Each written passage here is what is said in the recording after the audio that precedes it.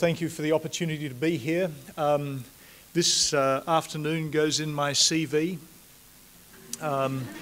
because this is the 6th time in my career that I have had the graveyard shift at a conference.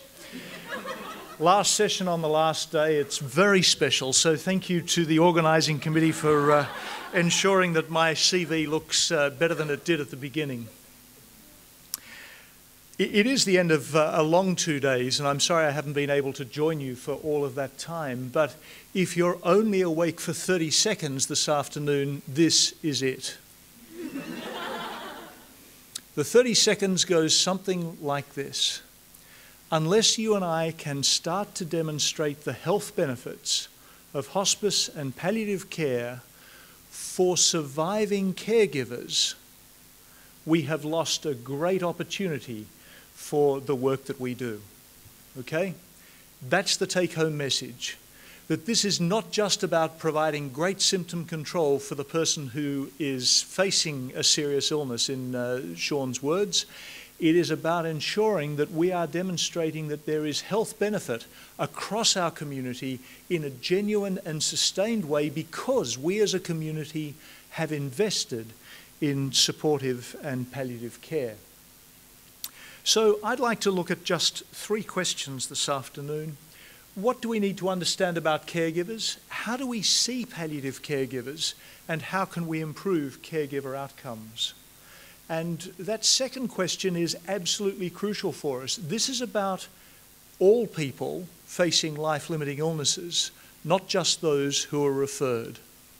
Most of us in this room can tell us about the people who walk through our doors. We're really good at counting them. We can tell you their gender. Most of the time we can tell you their age. In Sean's case, we can tell you their political persuasions. But importantly, for the rest of us, we can't tell you about the people who do not walk through our doors. And that's what I want to focus on this afternoon, because we need to know what's happening to those people in order to really take our work forward. So what do we need to understand about caregivers? Firstly, that caregiving is a dreadful health hazard. And we can measure that in lots of ways, but there is no doubt that if you are caring for a spouse, your health will have an impact. And that impact on your health will include the potential for premature mortality. That is, greater levels of mortality when you match it to other caregivers who, under similar circumstances, have not provided spousal care. That's a really big challenge for us. And that's what I'm talking about this afternoon. This is not for the faint-hearted. This is not about looking deeply into someone's eyes and holding their hand. This is about making measurable health impact across our community. The next challenge for the caregivers that you and I work with is that, unlike so many other health states, this does not have a start date. You know, if you give birth and that child needs intensive support for the next 18 years because of a particular health problem, there's a finite starting date. But so often in our population, it is a process of gradual engagement, and suddenly someone is providing full-time care.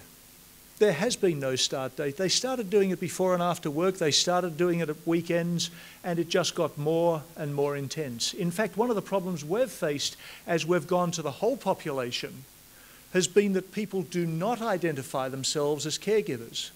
They might be providing care and support for 30 hours a week in direct, hands-on care, but they're not a caregiver. No, I'm still a mother. I'm still working full-time. I'm not a caregiver. That's not me. We have a fundamental challenge in palliative care, that there's a dual role here, that they are both co-worker and care recipient. How often do we say our unit of care is the patient and their family? So we say that they are care recipients, but we also expect at an individual level and at a community level that families will simply step up to the plate and provide this care, that there is no choice. It is an expectation. And yet, as we'll come to a little later, that's an expectation that you and I should test very carefully as we work with families across the community. And we must not romanticize the role. My colleague Samara Aoun did a really nice paper, and the quote she took from a caregiver was, "This is the hardest thing that I have ever done." Not one of the hardest things, this is the hardest thing that I have ever done. And I think there's a challenge for us at the moment that, in the words of Aristotle, an act becomes a duty, becomes a destiny. I am really concerned that governments around the world have latched on to the concept of community-based care, and it is the most cynical, the most overwhelming cost shift that we can make within the community. Because we shift the cost from the health resources to the resources of that family. And what takes 3 shifts of nurses takes just 1 caregiver at home. What takes several shifts of people doing the laundry, preparing food, cleaning the place, takes just 1 caregiver at home. So we need to be really careful that, in fact, community-based care, particularly very late in the disease trajectory, is actually what the patient wants, and quite separately what the caregiver wants.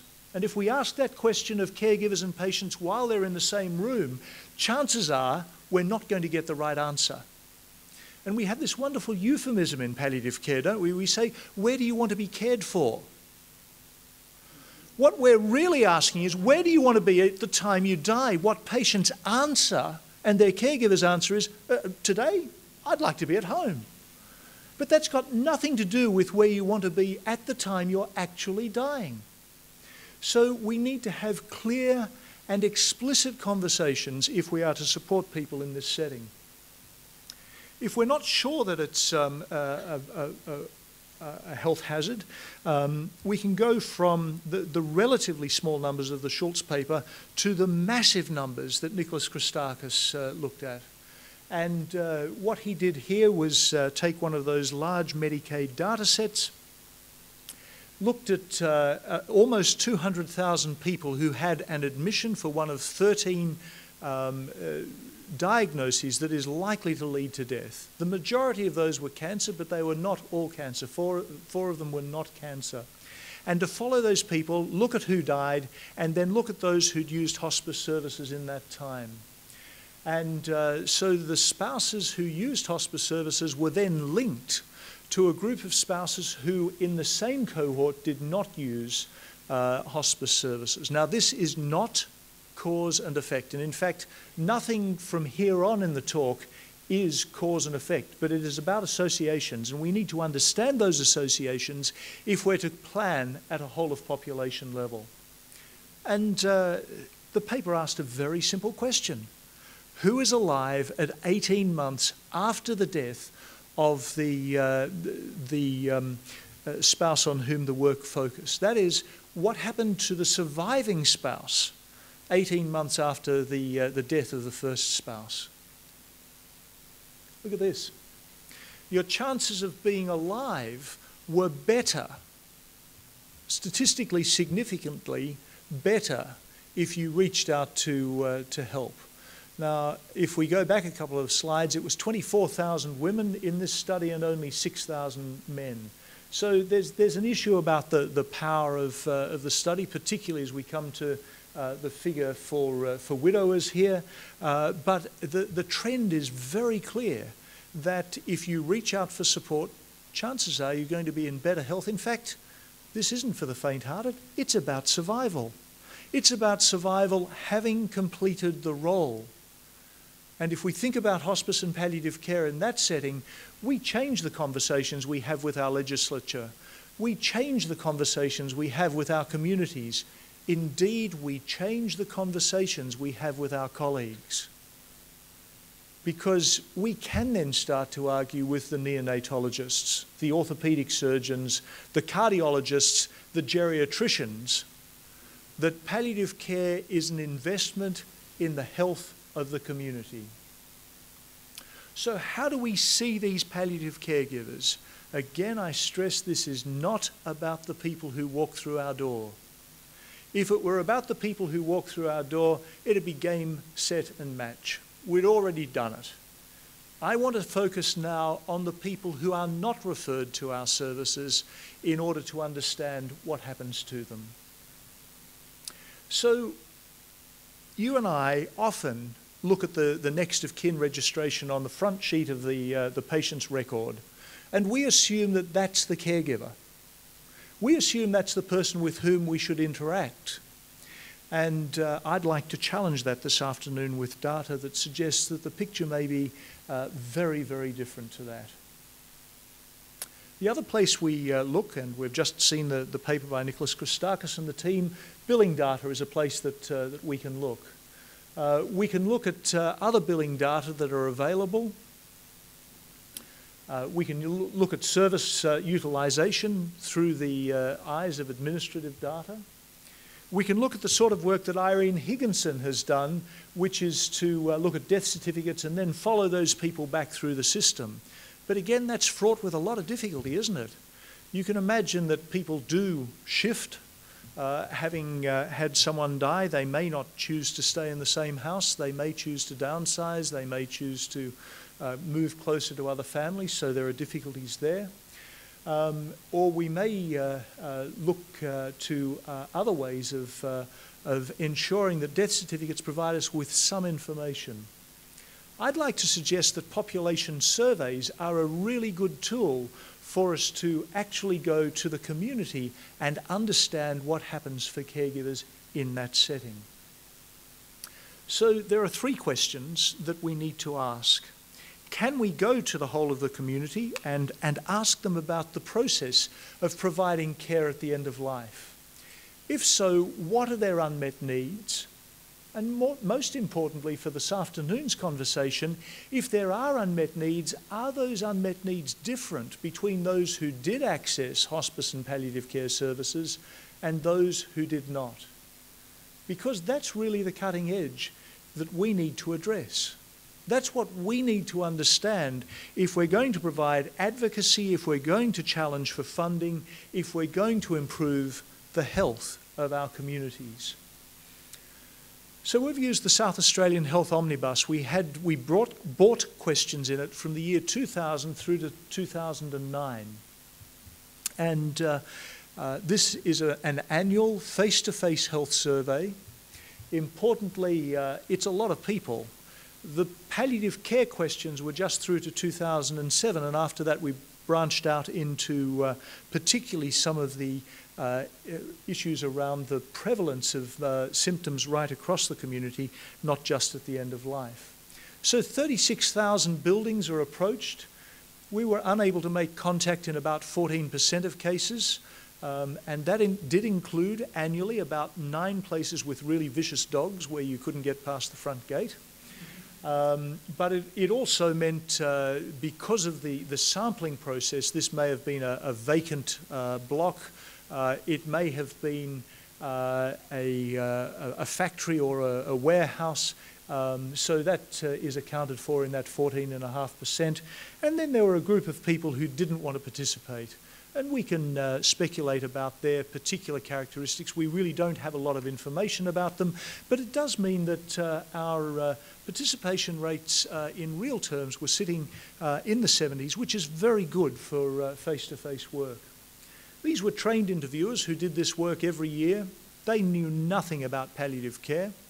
Every year these questions were piloted with 50 members of the general public, and we got feedback from those members of the general public in order to refine any of those questions. There was a really complex algorithm for going statewide that provided a representative sample of the population, and as you can see there, a participation rate of just on 78%. The topics were broad. Palliative care was just one small section of this, and people took about an hour and a half to sit down and have this survey worked through. You know, your beliefs about bicycles, your food buying patterns, how you use complementary and alternative therapies. You had the money, you can buy time in this survey. What did we do? Well, we had some core questions which really are around the demographics of the respondent, and I stress the respondent here. Then we had some questions around the patient population by that respondent as a proxy. Their diagnosis, their place of death, palliative care service utilisation. Now, we didn't introduce this section by saying we're about to talk about palliative care. The palliative care question was deliberately the last question asked every year so that we were not directing people's mind to that process. We were asking, has someone close to you died of an expected illness in the last 5 years? And we gave examples such as emphysema, cancer, motor neurone disease. There was then a show card that people could relate to, and if there was more than one person, we asked for the person who had died most recently. In terms of the caregiver, again, some core questions, but time since death, level of care, bereavement service utilisation, really interesting work there. The ability to move on, taking Holly Prigerson's question as she's thought about complicated grief and just putting a single question in there, have you been able to move on with your life?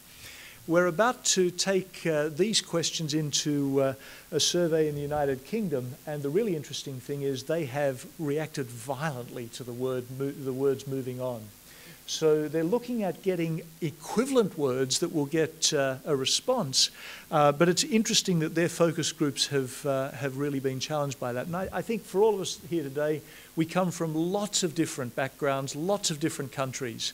I'm not suggesting that these results in any way apply to your country, but I am suggesting that the methodology is something that we can replicate in lots of places in order to understand what's happening in our populations. Our data architecture has matured over the years, I'll be honest about that. We started very green with just 4 questions the first year, and I think the most questions we've had in a year was 17. There are some factors that don't change for caregivers as a result of death. You know, your gender doesn't change generally just because someone died. It may. Factors that may change, household income may certainly shift. Your current work status may shift. The level of, and then there are some core caregiver characteristics we wanted, and this issue around the level of care is the one thing that I would highlight this afternoon that actually opened up the data. As you looked at different levels of care, the data literally fell apart like a beautifully ripe piece of fruit. And then some post-death factors. The decedent, we really just had age and diagnosis for them. And then finally, as I said, this issue of palliative care service utilisation. Look at these figures. This is what blew us apart. As we got our first data back, and you don't get it for about 6 months after the results, the survey's finished, 1 in 3 people in our community had someone close to them die an expected death in the last 5 years. So the answer to the first question, can we go to the whole community, is absolutely categorically yes. 1 in 10 people provided care, and 1 in 30 people provided intensive day-to-day hands-on care as a result. Now, intensive day-to-day hands-on care was 5 to 7 days a week. Intermittent care was 2 to 4 days a week. And as we'll see in the next couple of slides, these were very different populations. The length of time was very similar, but when you started to look at age, day-to-day hands-on care was likely in an older population. And look at the difference here between widows and the rest of the population. Intermittent hands-on carers were people essentially who were going to work 5 days a week, and they were doing this on the way to work, on the way home from work, and at weekends. They were much more likely to be participating in the workforce with higher incomes and better levels of education. But here's the first challenge to our assumption that we can look on the medical record front sheet. More than half of the people who are providing intensive day-to-day hands-on care, 5 to 7 days a week, are not first-degree relatives. So if we just look at the front sheet, we've lost a huge opportunity to actually make a difference to people. And interestingly, this was the group of people who were far more likely to support people dying at home at the end of life than if they were a first-degree relative. Now that blows out of the water many of the assumptions that you and I have had over the years. What are the unmet needs of caregivers? Again, the figures are much the same, but perceived unmet needs were asked across just 4 years. We group them into 5 areas: medical and nursing needs, informational needs, emotional needs, both for the caregiver and for the patient, financial and bereavement needs. In the mauve here, we have hands-on caregivers, and it's interesting that we've got very different patterns here, that the issue of personal support is perceived as a far higher need, for example, in intermittent caregivers. I'd like to suggest that that's because they weren't getting a lot of support from you and from me. How often do our routine visits engage those sort of caregivers at the end of the day or the beginning of the day so that they can still work for a full day? And if we look at emotional support needs, the emotional support changes quite dramatically for hands-on caregivers in contrast to the emotional support for, the emotional support for me, which increases by level of intensity of caregiving, to the emotional support for the deceased. And I'd suggest that there's a small guilt factor here in the intermittent caregivers saying the person who's dying needs more emotional support. I'm not there to give it to them. Can someone else please do so? So it's interesting that we can go to the population. We can actually find out about some incredibly detailed information about what's going on. And importantly, do service providers, you and I, actually make a difference? Not cause and effect, but associations.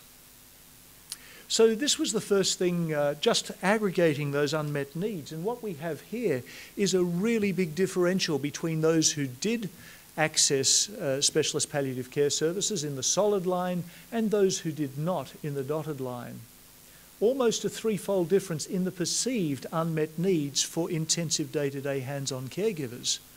But what I want to draw your attention to is this, that in fact those two lines come together immediately for intermittent caregivers. Again, how do our services respond to the 1 in 2 people who are out there providing care and are not full-time at home, not first-degree relatives, not engaged in people's clinic visits, not engaged in people's home visits? The unmet needs suddenly become exactly the same for intermittent caregivers. And let's look at a few of these figures. Unmet emotional needs, 32% of daily hands-on caregivers, dropped to less than half that if a specialist palliative care service was engaged. That's a really impressive difference. 25% of intermittent caregivers need for physical support of the dying almost halves again if a specialist palliative care service has been engaged. So there is no doubt that specialist palliative care services do make a difference. What about medication support? Intermittent caregivers are scared witless about providing medications. Now, I think there may be an age difference here. Elderly spousal caregivers are probably happy to share green tablets because we had a green tablet and they had a green tablet and green tablets must be the same. So there's kind of a relaxed attitude to medications that is probably not there in your generation or mine who don't take anything regularly, and we need to get it absolutely right. But again, if palliative care services were involved, intermittent caregivers were far more confident in that space. Less concern around unmet need, and look at these sort of differences, an almost 5-fold difference around hands-on caregivers, concerns about emotional support for the dying if specialist palliative care services were involved. So as we scratch the surface here, what we see is that there is an enormous shift between those who do and do not use specialist palliative care services by going to the whole of the population and asking them about their experience. But as I said earlier, let's not romanticize this. Are there people who would not provide care again? Well, in fact, there are. 1 in 14 people who've provided care would not provide it under the same circumstances again, and a further 16.5% would have to think pretty seriously about it. You and I expect at a community level that people are going to provide that care because that's what they do. How many of us ask, are you prepared to provide this care? 2 weeks later, are you prepared to continue to provide this care? How are you doing as a caregiver? And so all of the predictors of social determinants of health are alive and well here, unfortunately, in predicting those who aren't. Palliative care services, difference to patients, those who are comfortable or very uncomfortable. Eduardo Barrera read our first paper, and I saw him at a conference a few weeks later, and he ran down the corridor and he said, "You've got to ask about comfort at the end of life." So we did. And yes, palliative care services did make a difference, but perhaps not the size of difference that you and I would hope for. What about caregivers after they've been in the role? Again, in the solid line here, we have the people who saw a palliative care service, and in the dotted line, we have the people who did not use a palliative care service and their ability to move on. Three things really quickly. There was a huge difference when it was first measured. That is that those people who did not use a service were far less likely to be able to move on, that rate didn't come to the same level as those who did use a service for about 2.5 years.